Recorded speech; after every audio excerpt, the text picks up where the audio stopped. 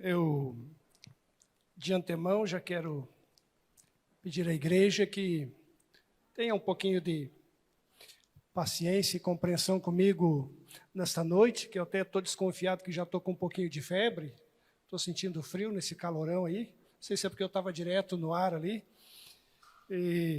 mas Deus é maior e Deus tem algo a falar com cada um de nós, né?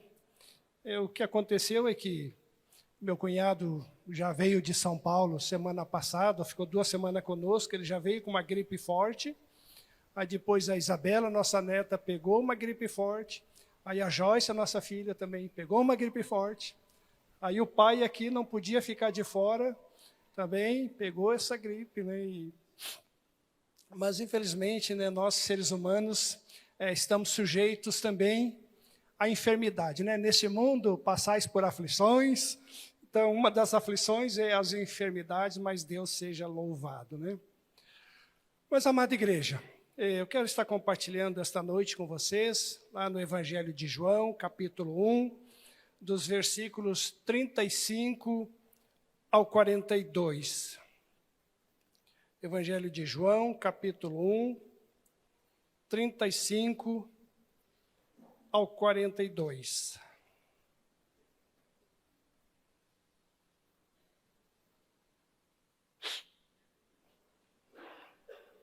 Evangelho de João, 35, capítulo 1, né? Do 35 ao 42. Amém, igreja? Passo a ler. Aqui a minha tem um título que diz Os Primeiros Discípulos de Jesus. Mas eu coloquei como título desta noite o encontro de André e João com Jesus.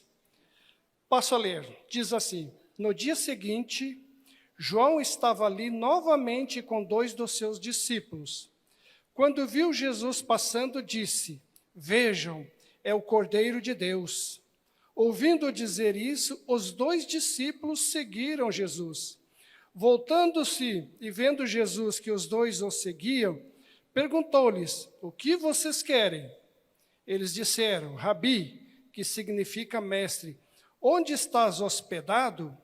Respondeu ele: Venham e verão. Então foram por volta das 4 horas da tarde e viram onde ele estava hospedado e passaram com ele o dia. André, irmão de Simão Pedro, era um dos 2 que tinha ouvido o que João dissera e que haviam seguido Jesus. O primeiro que ele encontrou foi Simão, seu irmão. Ele disse: Achamos o Messias, isto é, o Cristo. E o levou a Jesus. Jesus olhou para ele e disse: Você é Simão, filho de João. Será chamado Cefas, que traduzido é Pedro.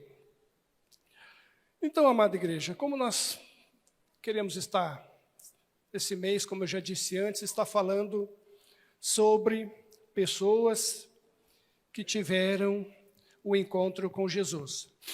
E aqui nesse texto, ele está um pouquinho carregado de João, não é? Como disse o pastor Irno, comentando comigo, aqui nesse texto tem 3 João inserido. O João Batista, que aparece aqui, o João, que é o outro discípulo que está aqui com André, que não diz o nome, não aparece o nome, mas sabe-se que é o discípulo João, e também o pai de Pedro, que diz, né, o seu pai, Pedro, o pai de Pedro também fala que é João. E para nós contextualizarmos e ficarmos bem atualizado esse texto, então nós temos mais um João aí, que é o 4º João, que sou eu, que é o João Carlos, né? Que estão aqui, então, para atualizar bem o texto para o dia de hoje. Então, são 4 João, né? Hoje aqui nesse texto. Um pouquinho de gripe, mas está aqui, o 4º João. Esse texto, com certeza, ele é um texto de grande interesse, né? Para as igrejas. Pois descreve como principiou a igreja, enormíssima hoje. Mas houve um tempo, entretanto, em que a igreja se compunha apenas de 2 membros não muito firmes na fé. O chamado desses 2 membros é o que nos relata a passagem e nos ensina quais são os bens que resultarão de declararmos com persistência quem é Jesus. Então, para começar, nós temos aqui, como diz o título, os primeiros 2 discípulos. E o interessante aqui, quando começa esse texto, ele não fala que Jesus que chamou esses discípulos, ou esses primeiros 2. Eles que foram ao encontro de Jesus.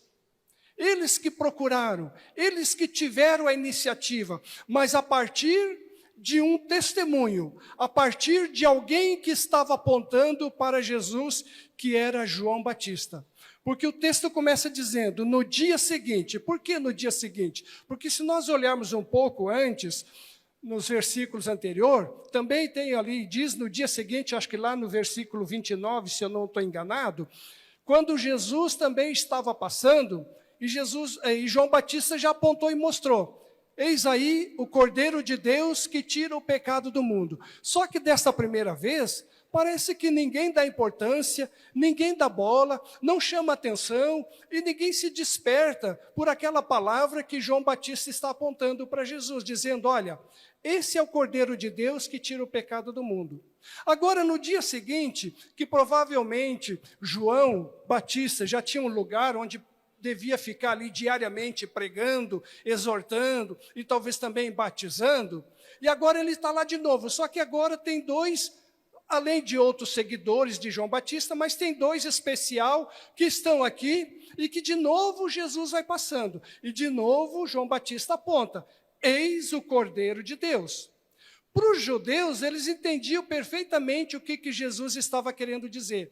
Porque quando falava do Cordeiro de Deus, os judeus entendiam que estava se referindo lá para o Antigo Testamento, lá para o Egito, quando o povo foi liberto através de Moisés, ou por Moisés enviado por Deus, quando houve aquela noite do Cordeiro de Deus que foi sacrificado, foi passado sangue e houve a libertação do povo. Então eles entendiam isso, mas também tinham a esperança de que um dia viria esse Cordeiro de Deus, ou esse Salvador, esse que seria, ou que era a promessa. Então os judeus entendiam muito bem isso. E quando João Batista apontou, eis o Cordeiro de Deus, eles não tiveram dúvida. O testemunho de João Batista, apontando para Jesus, não apontando para o próprio João Batista, não apontando para nós mesmos, muitas vezes nos achando importante, nos achando melhor do que os outros, não. A nossa função, como servos, como crente, como homens e mulheres de Deus, é sempre apontar para Jesus. E foi isso que João Batista fez, ele apontou para Jesus. E aqueles 2 discípulos não tiveram dúvidas, foram caminhando ao encontro de Jesus. E o interessante, se nós olharmos, isso vai ser falado depois mais adiante, mas enquanto eu estava meditando e pensando um pouco nesse texto, eu fui lembrando de alguns encontros com Jesus. Como eu disse antes, depois sentado ali eu comecei a meditar um pouquinho melhor, para ser mais claro, quando eu disse, esse livro, a Bíblia, ou ela vai te manter longe do pecado, ou o pecado vai te manter longe dela. Bem sucinto isso. A Bíblia vai te manter longe do pecado, ou o pecado vai te manter longe da Bíblia, longe de Deus, longe de Jesus. Então eu estava lembrando de alguns casos, de alguns encontros, de alguns que tiveram com Jesus e onde houve mudanças bem e outras talvez não tão bem por decisão da pessoa e não por decisão de Jesus. Eu estava lembrando, por exemplo, dos 10 leprosos. Eles vieram ao encontro de Jesus. Eles tiveram encontro com Jesus. Foram curados. Mas só um voltou para dar graças a Deus. E Jesus questionou, cadê os outros? Mas era culpa de Jesus? Não. Era decisão dos homens. É decisão minha e sua. Quando nós temos o encontro com Jesus, o que nós vamos fazer a partir desse encontro? Que decisão que nós tomamos? Vamos seguir a Jesus ou vamos dar as costas para Jesus? Aí lembrei do jovem rico também. Quando o jovem rico chega para Jesus e diz, bom mestre, que farei para herdar a vida eterna? O que eu devo fazer para herdar a vida eterna? Aí Jesus olha para ele e diz, olha, sabe os mandamentos? Mas aquele jovem, ele era um jovem, provavelmente um judeu instruído, conhecia toda a palavra, e ele começa a descrever, sim, eu sei os mandamentos e tal. Descreve tudo. Aí Jesus diz para ele, olha, então só uma coisa que te falta. Vai, vende tudo que tem e dá aos pobres. Mas aí ele tomou uma decisão. Nesse encontro com Jesus, ele deu as costas para Jesus. E a palavra diz que ele baixou a cabeça e saiu caminhando e foi triste embora. Não fala mais nada depois. Se teve alguma outra oportunidade de novamente ter outro encontro com Jesus, eu não sei.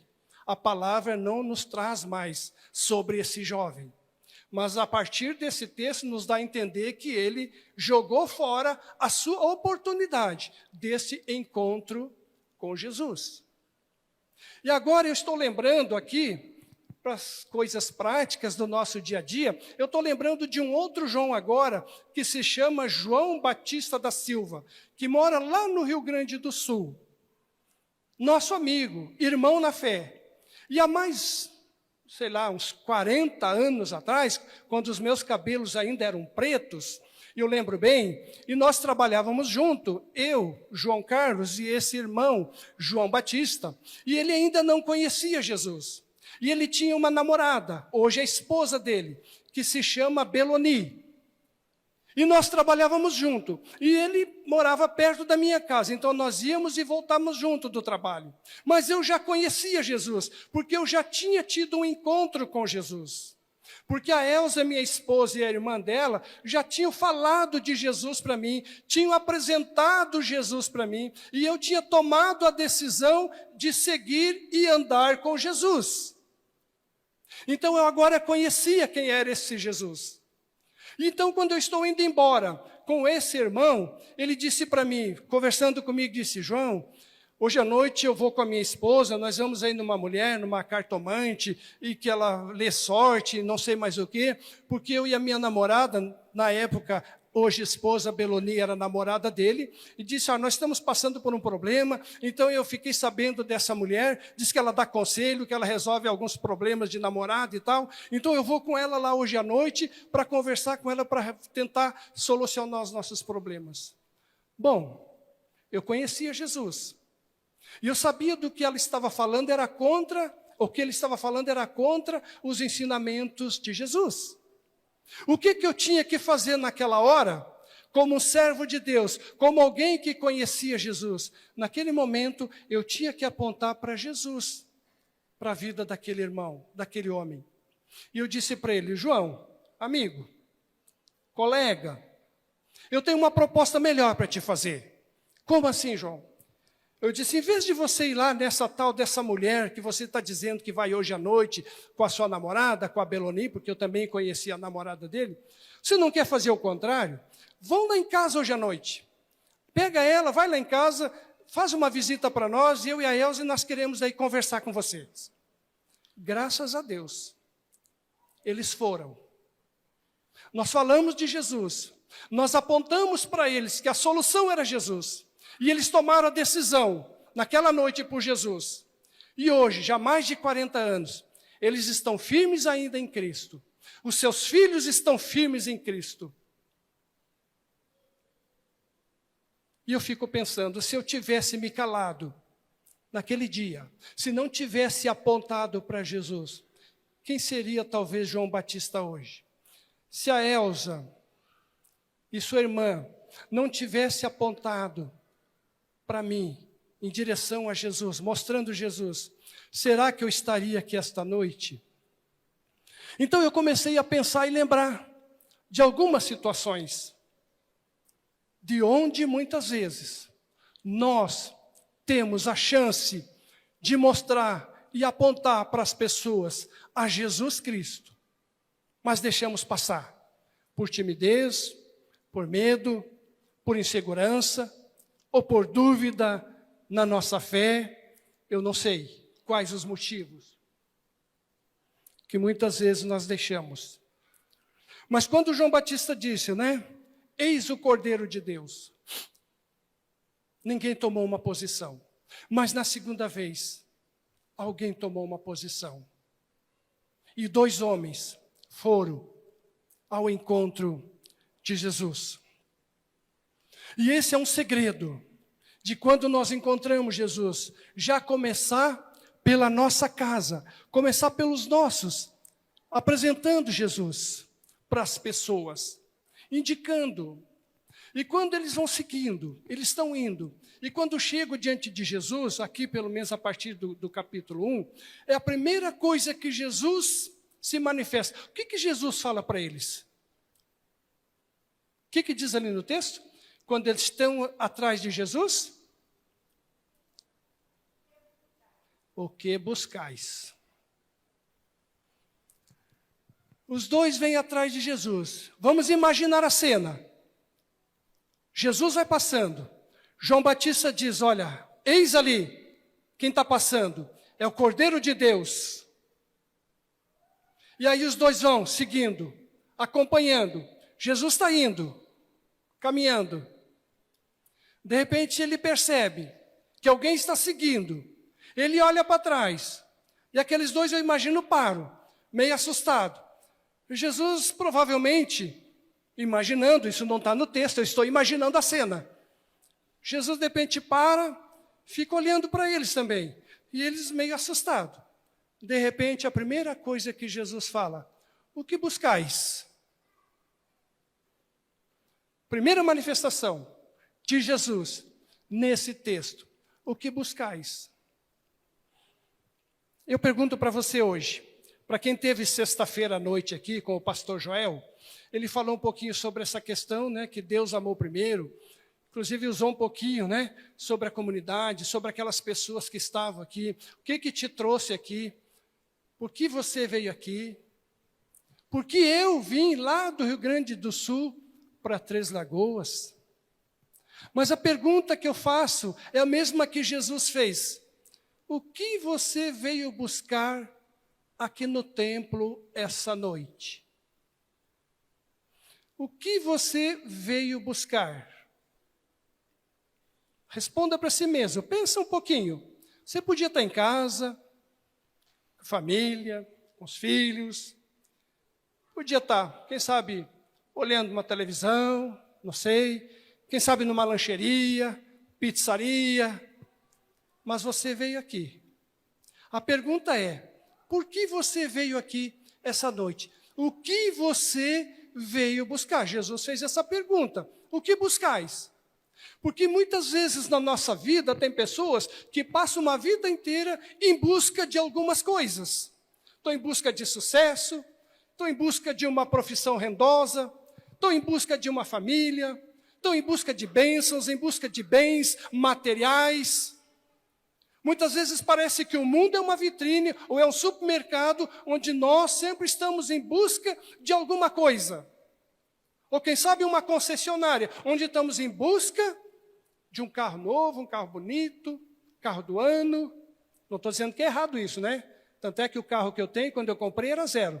Da Aline também compraram, graças a Deus, né? Que Deus tenha abençoado. Não está errado isso. Mas a pergunta é, o que você veio buscar, ou o que você tem buscado, ou por que você está aqui essa noite?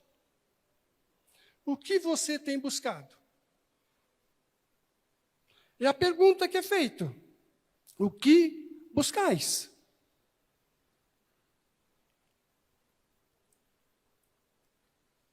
Talvez bênção? Talvez está passando por uma enfermidade? Ou veio buscar mais conhecimento sobre Jesus? Na pior das hipóteses, não tinha muita coisa para fazer mesmo, então hoje eu vou no culto. Está tão chato em casa, ficar aguentando a esposa, ficar aguentando o marido. Infelizmente tem casais assim, que preferem sair do que ficar em casa, né? Não é o meu caso. Eu gosto de ficar com a Elza, né, em casa. Não sei se ela gosta de ficar comigo, né, mas eu gosto de ficar com ela, né? Eu estou falando por mim, né? Sabe, irmãos? Motivos são vários, muitas vezes, para se sair de casa. Para vir na igreja, para vir no templo. O que nós estamos buscando? O que buscais? Nós não devemos concluir nessa interrogativa que Jesus desconhece os corações e os motivos dos seus discípulos. Evidentemente, em lhes dirigindo esta pergunta, fê-lo com duplo fim, de alentá-los e induzi-los a que se examinassem a si mesmo. Que buscais? Posso socorrer-vos de alguma coisa? Talvez Jesus poderia ter perguntado. Quereis que vos ensine alguma verdade ou vestir alguma carga? Se assim, falai sem temor. Que buscais? São retos e justos os vossos intuitos? Ou acaso suponde que sou um príncipe que exerce poder temporal e que possa otorgar-vos honras e riquezas terrenas? Examinai-vos, não suceda que vossos incentivos sejam maus. O que buscais? Podemos interpretar e pensar que essa pergunta de Jesus, ela tinha um sentido por detrás. Não era simplesmente uma pergunta jogada ao vento. O que buscais? Porque quando nós vamos a Jesus, Ele com certeza sempre tem algo a nos dar. Mas o que nós estamos buscando? É o que Ele tem para nos dar ou aquilo que nós queremos que Ele nos dê, mas que não é a vontade dEle? O que buscais? E andar com Jesus muitas vezes, Jesus está dizendo, olha, o que buscais? Vocês estão buscando perseguição? Vocês estão buscando sofrimento? Vocês estão buscando injustiças? Porque me seguir tem o preço. É isso que vocês querem? É por isso que vocês estão me buscando?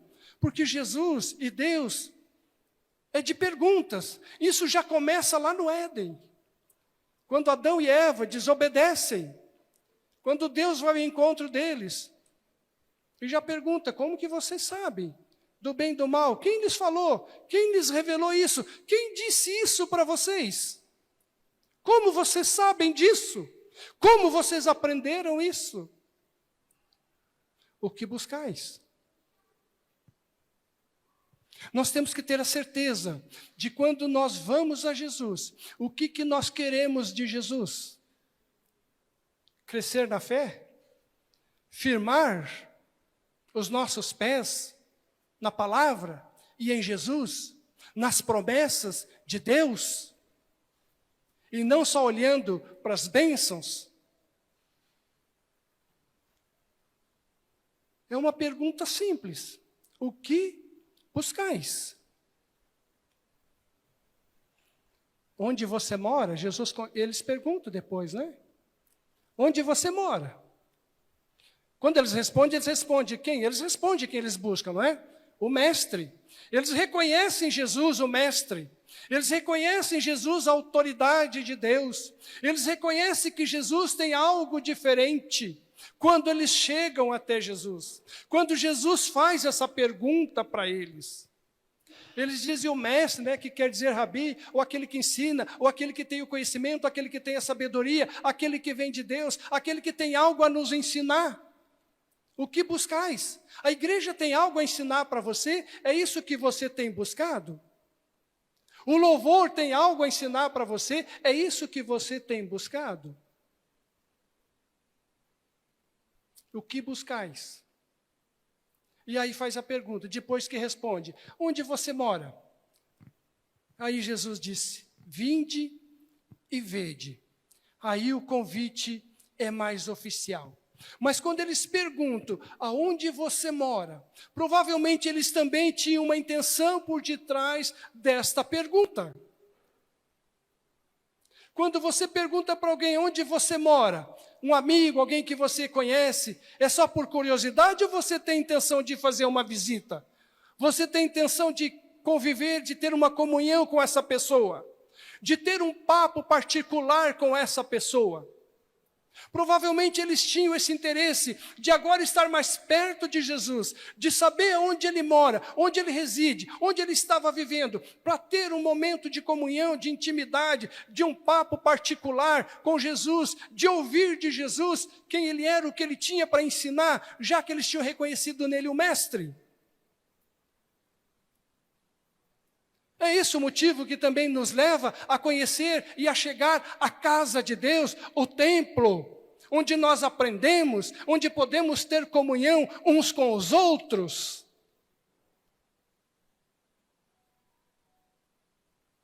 Muitos, infelizmente, têm na cabeça, e digo até alguns crentes assim, de alguns anos de caminhada, não aquele recém-convertido, que acha que Deus ou que Jesus só mora aqui no templo, nas 4 paredes. Hoje eu vou na igreja, né? Semana foi ruim, foi sofrida. Hoje eu vou na igreja, porque Jesus está lá, porque Deus está lá. Eu vou lá confessar os meus pecados, eu vou lá receber alguma coisa, aí eu vou embora, aí Deus ou Jesus fica lá no templo, fica lá na igreja, e eu vou viver a minha vida. Semana que vem eu novamente entro na porta e, boa noite, Jesus, como é que você está? Posso entrar? Como aqueles que ficam ali, né, nos recepcionando na porta, dando as boas-vindas, não é? E aí Jesus diz, bem-vindo, seja bem-vindo. Como aqueles que nos recepcionam ali, na verdade eles estão ali também representando o Senhor Jesus, estão representando o nosso Deus, nos dando as boas-vindas à casa do Senhor. É para isso que nós estamos vindo, para receber também do Senhor nesta noite. Muitas vezes a palavra é dura, é desafiadora, outras vezes a palavra é de incentivo, é de ânimo. Mas isso faz parte do Evangelho. Onde assiste, onde mora, nós queremos estar com você, nós queremos ter mais comunhão íntima com o Senhor. E quando eles vão, e aí diz que eles foram, e viram, e ficaram com Jesus, e tiveram um bom tempo com Jesus. E aí passa as horas, e de repente eles se dão conta, puxa, já 4 horas da tarde, e nós estamos aqui com Jesus, como a hora passa rápido, quando a gente tem prazer em estar na presença de Deus, como a gente tem prazer em estar na casa de Deus. Às vezes dá vontade de tirar aquele relógio de lá, né? Colocar ele aqui na frente, que aí as pessoas não precisam ficar tanto tempo olhando para trás. Que hora que é? Será que o pastor João não vai parar de falar hoje? Será que o pastorino não vai parar de falar hoje? Já aconteceu isso com você, irmão? Irmã? Eu sou ser humano, já aconteceu isso comigo. Daqueles dias assim que está meio desanimado, sabe? Está sentado ali, digo, será que o pastor não vai terminar de falar hoje não? Aí olha para trás, olha para o relógio, parece que aquela hora não passa. E o pastor não para de falar. A palavra está entrando aqui, está saindo do outro lado. Nós somos seres humanos. Nós somos assim.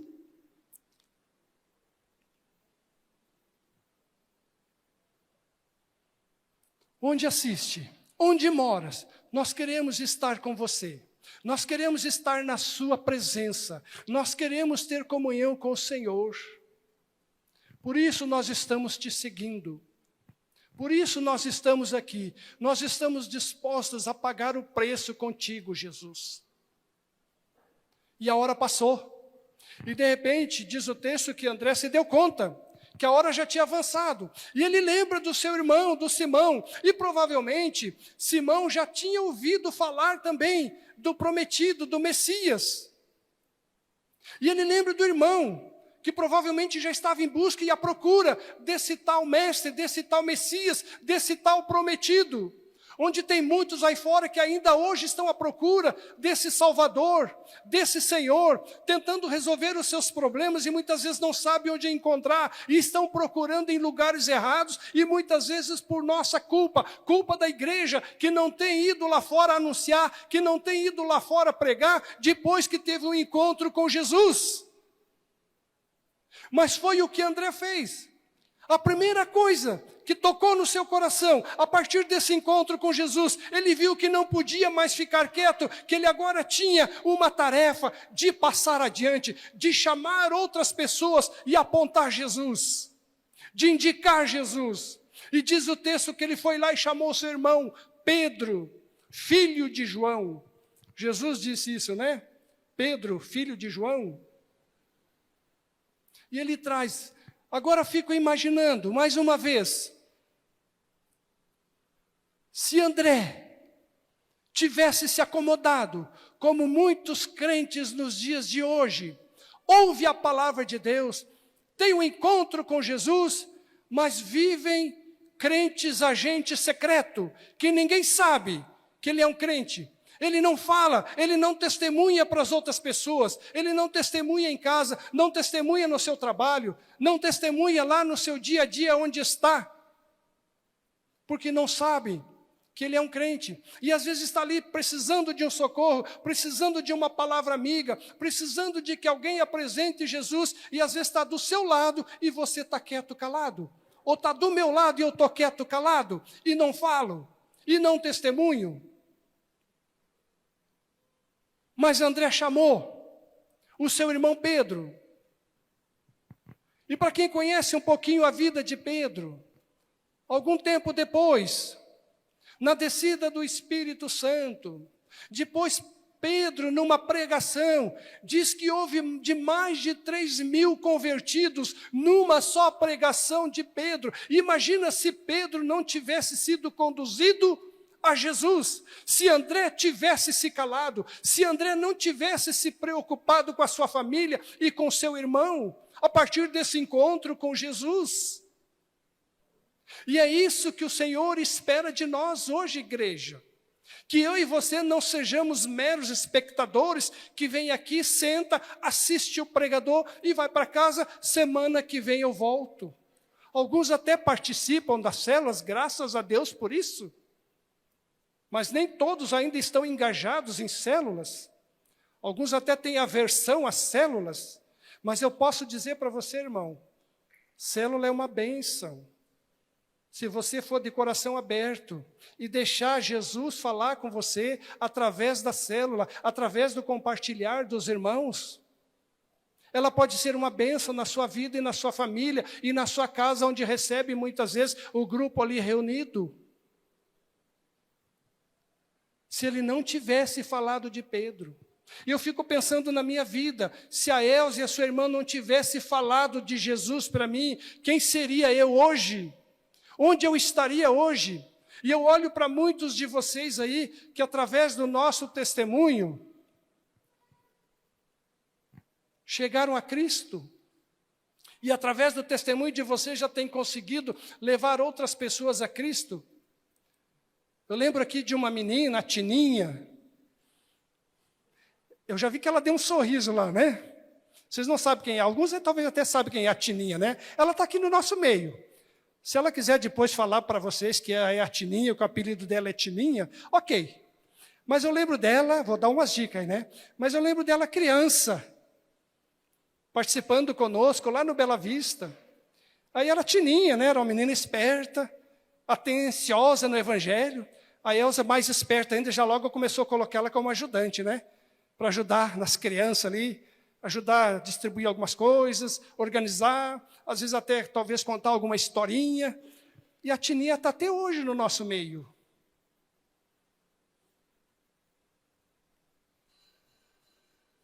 Né, Tininha? Cadê você aí, né? Ela fez assim, ó.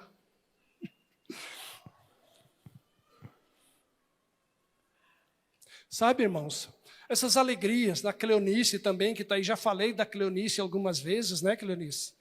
Eu lembro da Cleonice, né, quando começou, logo que nós viemos morar aqui, a Cleonice morava nos fundos da nossa casa, lá no terreno do fundo. Aí eu não lembro como foi os contatos, mas ela começou a trabalhar conosco, né, ela nos auxiliava nos afazeres do lar. E a Elza não perdeu a oportunidade, começou a falar de Jesus. Foi isso, Cleonice? Quantos anos faz isso, né, Cleonice? E depois da Cleonice, veio a cunhada, não era cunhada? Oswaldo, como é que era o nome da esposa a Neuza, né? Depois a Neuza. Aí a Neuza falou para você de Jesus, te convidou.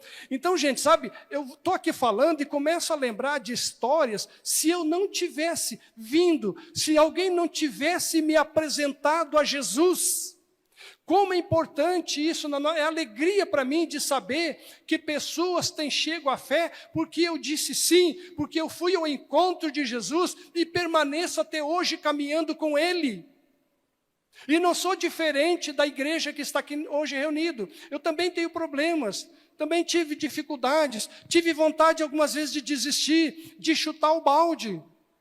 Tivemos problemas de relacionamento, de casamento, tivemos alguns problemas. Sabe, irmãos, mas Deus é misericordioso. Deus tem usado a igreja e quer usar você também, e já tem usado alguns de vocês a partir desse encontro com Jesus. Mas tem que sentir esse prazer nesse encontro, esse encontro tem que ser verdadeiro, esse encontro tem que ser real. Porque aí faz diferença na sua vida, na minha vida, na vida da sua família. Eu estou tentando trazer algumas coisas práticas do dia a dia, mas que está inserido aqui nesse texto, porque foi isso que aconteceu com esses dois homens, esses dois primeiros discípulos, que tiveram encontro com Jesus. E depois veio o terceiro, que é Pedro, onde Jesus diz, não vai ser mais Pedro, é Cefas, que quer dizer Pedro, ou a partir dali, né, pedra, rocha. Também no encontro com Jesus há transformação, não só de nome, mas também de caráter, de atitudes, de mudanças morais, espirituais. Porque Pedro acabou, né, com esse novo nome, que alguns teólogos, né, traduzem e nos ensinam, que Pedro, na verdade, quando Jesus disse, estava dizendo, Pedro, você agora é uma pedra, você agora vai ser uma rocha, você agora vai ser firme. Vai ter alguns problemas? Vai.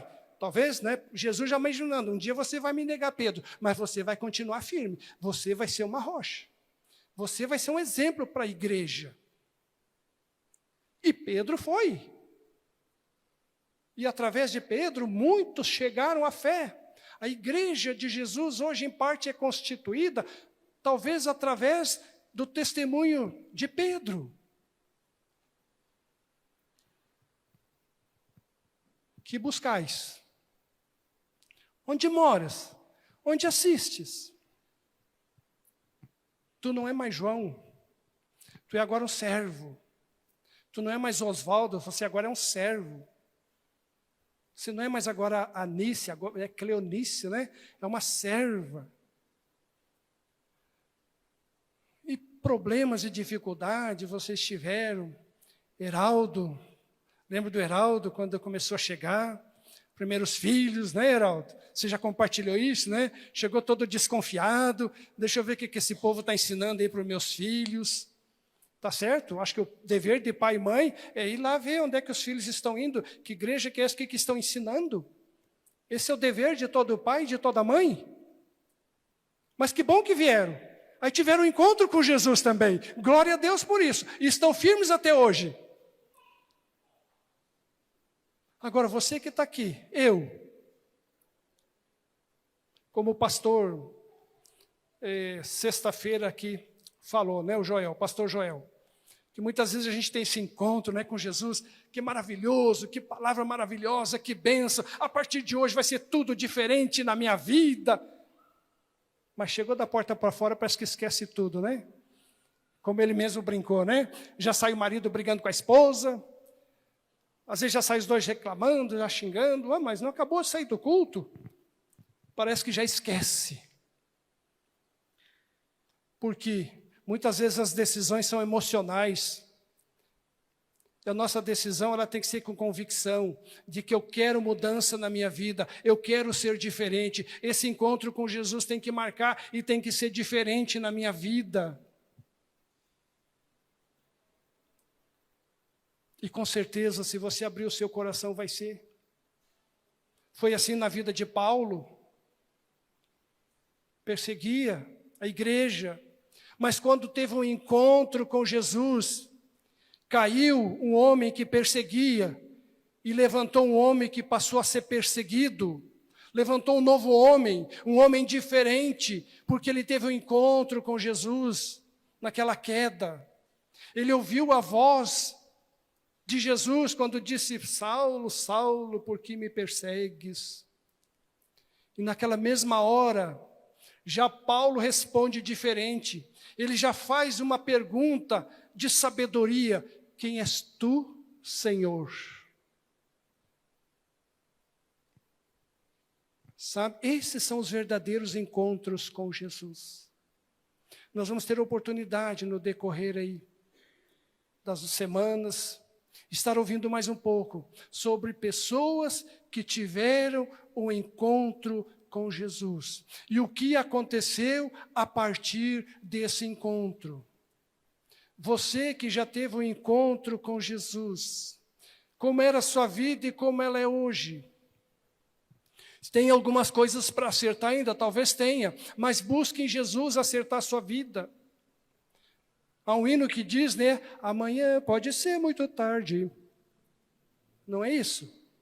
Eu não vou cantar, porque senão não vai ficar ninguém aqui dentro, porque eu não sei cantar mesmo, sou totalmente desafinado, então, mas eu lembro que um pedaço da letra diz isso, né? Amanhã pode ser muito tarde. Cristo quer hoje te salvar. É uma coisa assim, não lembro bem, né, Igor? Nós que vinha lembrando no carro aqueles hinos antigos, né? Que nós somos da velha guarda, né? Você é um jovem ainda, né? Mas gostamos daqueles hinos da harpa cristã, né? Aquelas letras profundas que mexem lá no coração da gente, né? Não tenho nada contra as letras novas atuais, né? Desde que sejam letras que realmente falam do Evangelho, amém. Glória a Deus por isso, né? Mas esse encontro com Jesus tem que trazer mudança. Tem que trazer transformação, renovação, mudança de mente, mudança de atitude, ser um bom testemunho em casa, na família. E quando eu falo em família, já indo para o final aqui agora, eu lembro da minha família, dos meus irmãos. Quando eu cheguei à fé, quando a Elza e a sua irmã testemunharam para mim, eu cheguei à fé. E logo depois eu já convidei, fiz que nem André aqui, já convidei meus irmãos.